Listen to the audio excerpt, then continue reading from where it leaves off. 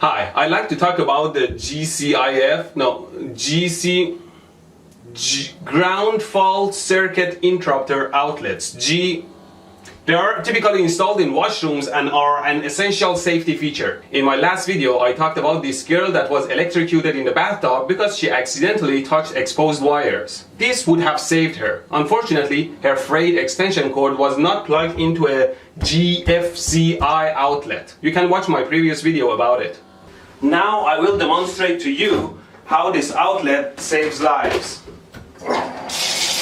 Is this the end of the lovable idiot? Well, before I put myself at the mercy of technology, let's test it differently. What the GFCI outlet does is that it senses the current. Any current that comes out of the live wire must return to neutral to close the circuit. If it comes out of the live wire but doesn't return to neutral, it means that it's going to earth through an unwanted path.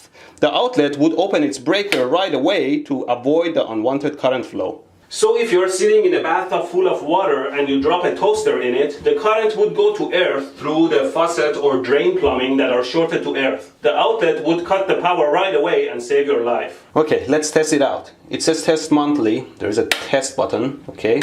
And the red light is off, so it's all good. Now if I plug in my wire and short the live, which is the black wire, to the earth, which is the green, the breaker should pop. That wasn't the outlet breaker. The whole washroom breaker popped.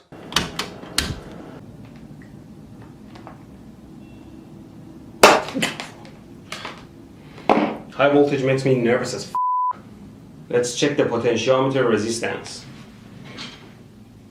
Pretty much 24 kilo ohms, which means 120 volt AC divided by 24 kilo ohms is exactly 5 milliamps. So these things are designed to trip at fault currents of over 5 milliamps. Again, it doesn't pop if your body is between live and neutral. It will look like a normal circuit. It only pops for currents over 5 milliamps between live and earth. I think 5 milliamp is a pretty high and dangerous current, but according to information, you start sensing electricity around 1 milliamp. I personally start sensing it around half a milliamp. 1 milliamp is pretty painful for me. As it goes up around 10 milliamps, it becomes extremely painful and can cause severe shock and muscle paralysis and death. 10 milliamp and higher, you won't be able to let go, which results in extended exposure to electricity that would result in death. Closer to 100 milliamp, it becomes very hard to breathe and there is irregular heartbeat that would easily end your life. Above 100 milliamp, you die.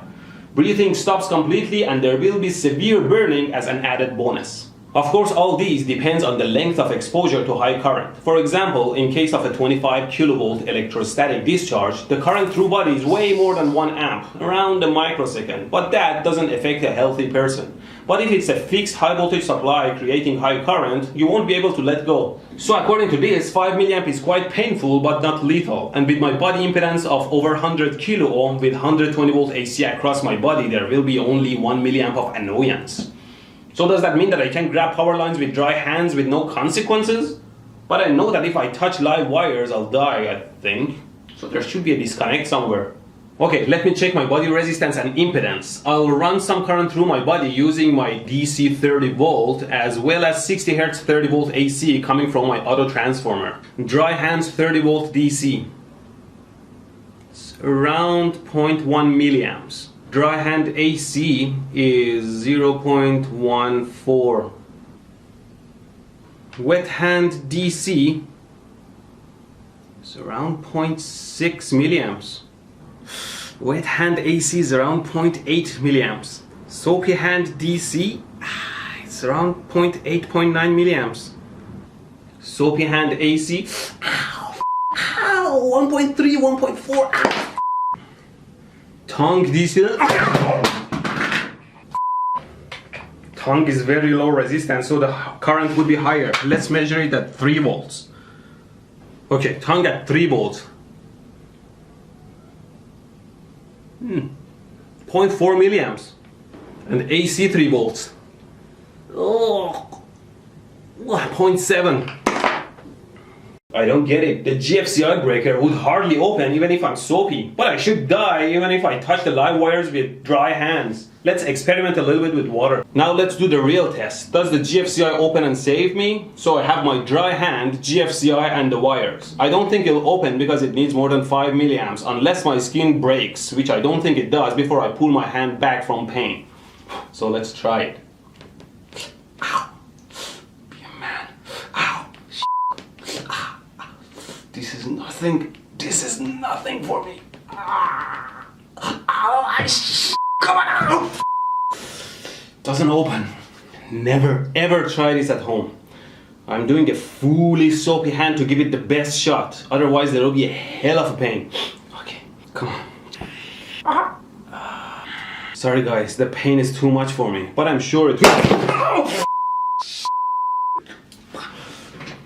It opened!